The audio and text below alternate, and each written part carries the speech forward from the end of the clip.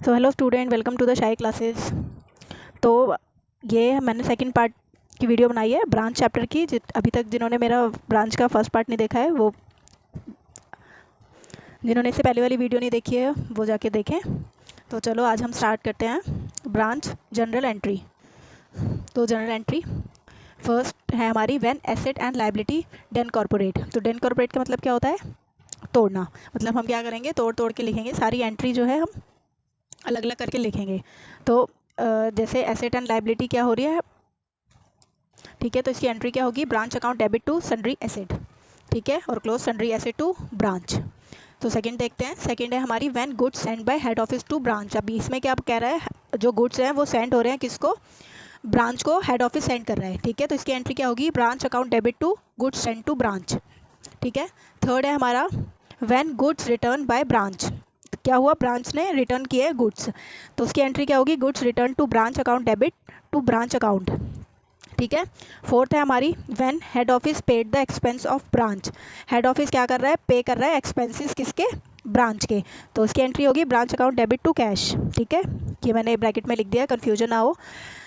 तो हमारी fifth entry है when amount received from branch. तो अब क्या करा है? ब्रांच ने पैसे भेजे हेड ऑफिस को, cash account debit to branch, तो इसको भी हमने लिख दिया रेमिटेंस, ठीक है।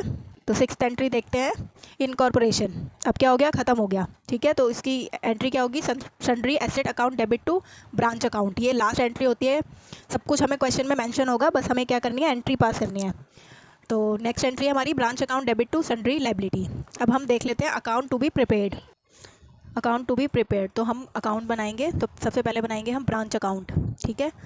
तो ऐसे बनाते हैं अकाउंट पर्टिकुलर्स अमाउंट। तो टू बैलेंस बी डी हमें क्वेश्चन में गिवन होगा, ठीक है। टू बैलेंस, इसको सी डी लिखेंगे, नहीं बी डी होगा, या तो एसेट गिवन होगी या फिर लाइबिलिटी गिवन होगी, ठीक है। सेकेंड एंट्री है to goods send to branch, ठीक है, ये जो अभी हमने एंट्री करी थी यहाँ पर गुड्स वाली, ये यहाँ पर, और by goods send to branch मतलब रिटर्न वाली, ठीक है। टू कैश, जो हेड ऑफिस ने एक्सपेंस पे किए थे, एंड बाय कैश, जो अमाउंट जो था हमने हेड ऑफिस को सेंड किया था, ठीक है। टू बैलेंस सी डी, ये लायबिलिटी आ गई, बैलेंस सी डी एसेट आ गई।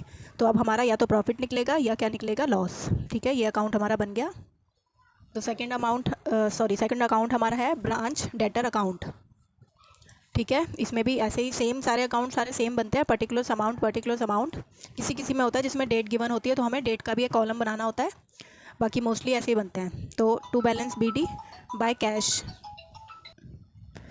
ठीक है, by cash, by bad debt, जितने भी हमारी एंट्री में होगा, डेटर्स ने जितने भी डेटर्स ने पे किया होगा या रिसीव हुआ होगा, वो सारा इसमें आएगा। जैसे by discount, by sale, return and balance c d. End में हमारा क्या निकलेगा? बैलेंस सी डी, ठीक है। ये फिर क्लोज हो जाएगा।